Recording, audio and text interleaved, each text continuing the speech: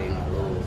Jadi artinya kita itu hanya diskusi ini hanya membuka ruang. Ketika media-media lain angle-nya agak berbeda tentang BPK dan BPK.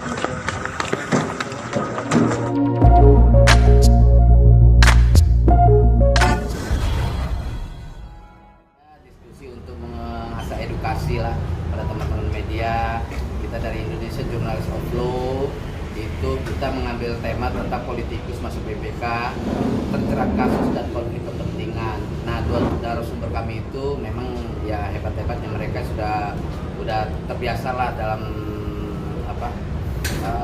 pemikiran mereka di berbagai media, baik media konvensional maupun media sosial. Kami hadirkan Bang Iskandar dari Indonesia Rights Watch dan Bang Pumidah Hidayatullah, mantan Dewas. Dia berbagi pengalaman dia ketika dia mengikuti tes Dewan Pengawas BPJS Ketenagakerjaan pada periode 2016 sampai 2021 yang lalu. Jadi artinya kita itu hanya diskusi ini hanya membuka ruang. Ketika media-media lain angle-nya agak berbeda tentang BPK dan BPK sangat sempit sekali peliputannya, kita membuka ruang untuk membuka siapa sih orang yang cocok, yang tepat untuk mengisi posisi-posisi di BPK yang sangat minim sorotannya dari media. Dan di sini kami juga hadirkan Bang, karena jangan sampai BPK yang periode lalu tersandung dalam berbagai ya ada kasus-kasus tindak pidana korupsi, ya kan. Nah, walaupun ada sebagian ada yang tersandung. Nah, jangan sampai nanti periode berikutnya di bawah pemerintahan rezim yang baru ini, di bawah pemerintahan Presiden terpilih Prabowo Gibran, nah, para komisioner di badan negara maupun di lembaga negara jangan sampai ada lagi yang seperti itu gitu loh. Jadi memanfaatkan kepentingan dengan jabatan. Dan ada Bang Iskandar, mungkin Bang Iskandar bisa melanjutkan apa yang menjadi topik pembahasan dalam diskusi tadi. Silakan Bang Iskandar. Ya, terima kasih untuk teman-teman. Kita bangga ya teman-teman media menyelenggarakan diskusi yang sudut pandangnya itu sangat tajam gitu ya. Sudut yang selama ini masih jauh dari jangkauan teman-teman media yang lainnya. Harapan kita pemikiran-pemikiran tadi yang diselenggarakan oleh teman-teman media ini bisa memberikan dampak baik pada penyelenggaraan rekrutmen anggota-anggota BPK yang jumlahnya 5 orang itu. Harapan kita mungkin seperti itu, dan ini kita apresiasi sebab unik pemikiran. Bang, apakah ada kecenderungan Bang memang dari politikus masuk ke BPK, di baliknya ada kepentingan tertentu? Kalau asumsi itu dipakai, ya politik menjadi digerakkan oleh politisi sehingga terjadi politisasi. Nah, itu menjadi sah-sah saja sebab memang undang-undang kita masih tidak begitu ketat.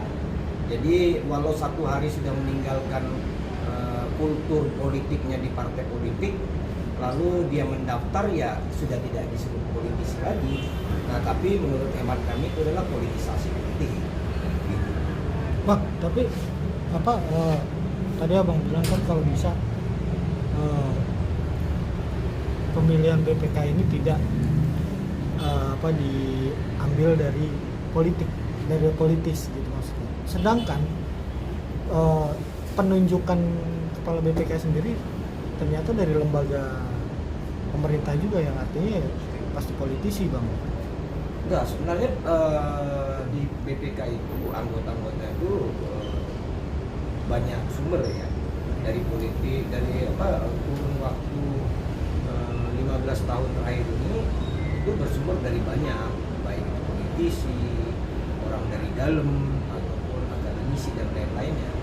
Yang dirujuk teman-teman tadi itu adalah bagaimana supaya yang terpilih itu tidak berkonflik atau menjadi masalah hukum kebanyakan.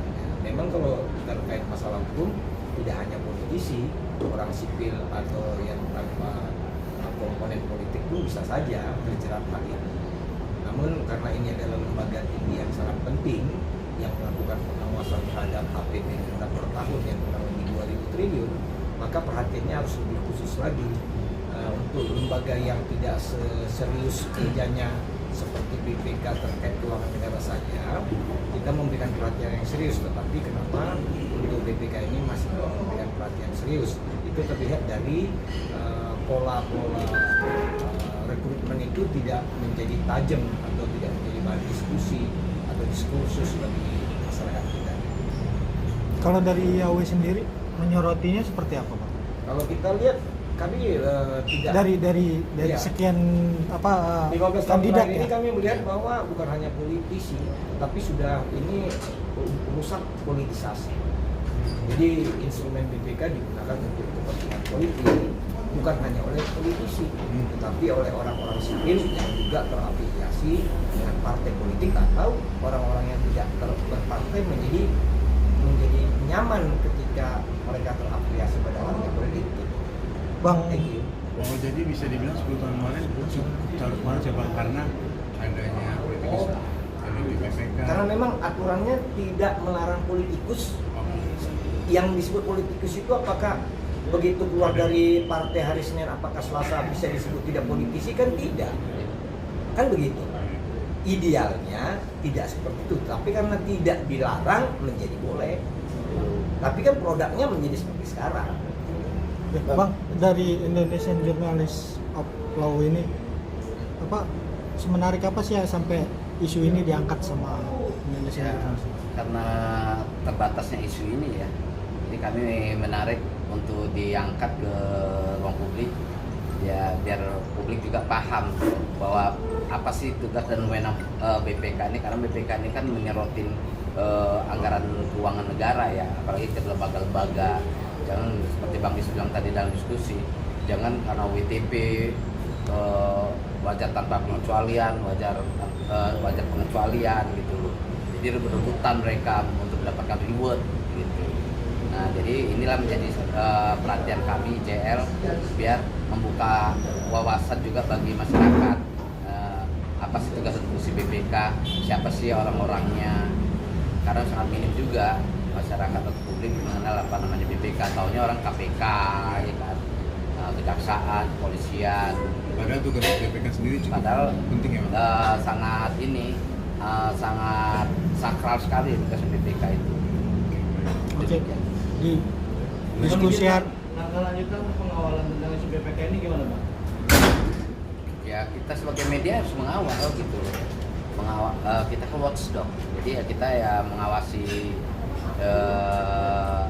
ini lembaga-lembaga negara tentunya, bukan hanya BPK aja gitu, supaya tidak menyalahgunakan kekuasaan dan kewenangan mereka gitu.